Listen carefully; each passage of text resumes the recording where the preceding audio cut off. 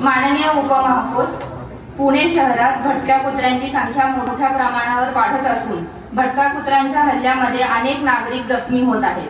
सध्या शहरात अनेक भागांमध्ये कुत्र्यांची टोळकी तयार होत असून दिवसाढवळ्या नागरिकांवर हल्ल्यांची घटना वाढत आहे. 2 दिवसापूर्वी शहराजवळील चाकणसारख्या भागात नुकताच घडलेल्या दुर्दैवी घटनेमुळे नागरिकांमध्ये भीतीचे वातावरण तयार झाले आहे. त्यात सर्वात जास्ती लहान मुले, वृद्ध लोक आणि महिला यांना होणारे त्रास जास्ती आहेत. आमच्या प्रभागातच नाही तर पुणे शहरात भटक्या कुत्र्यांमुळे पुढील आरोग्यविषयक धोके निर्माण होतात. तो आहे या भटक्या कुत्र्यांची ओळख पटत नाही. अनेक ठिकाणी ते सतत स्थळांतर करतात.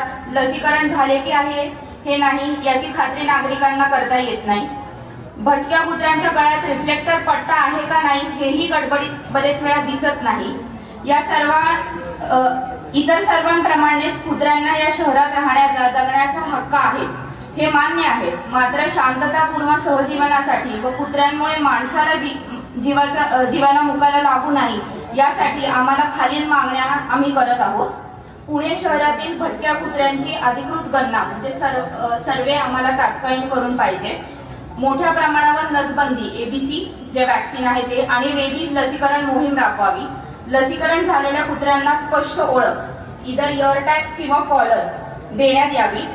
आक्रमक व धोकादायक कुत्र्यांना तातडीने पकडून वेगळ्या ठिकाणी हलवावे. भटक्या कुत्र्यांसाठी निवारा केंद्र उभारण्यात यावी. यानंतर कचरा व्यवस्थापन कडक करून कुत्र्यांची वाढती संख्या नियंत्रणात आणावी. नागरिकांसाठी 24/7 तक्रार निवारण यंत्रणा कार्यरत करावी. कुत्र्यांच्या चावण्याच्या घटनांवर तातडीने वैद्यकीय मदत व नुकसान भरपाई द्यावी. शहरी भागातील सार्वजनिक आरोग्य चांगले राहावे यासाठी या गंभीर समस्यावर तात्काळ उपाययोजना करावी अशी आम्ही मागणी करत असून ही उपाययोजना काय असेल याचा कालबद्ध कृती आराखडा सर्व पुणेकरांसमोर प्रशासनाने ठेवला पाहिजे अशी आमची अपेक्षा आहे. ईद का त्योहार बनाइए और भी खास रोस्ता के साथ.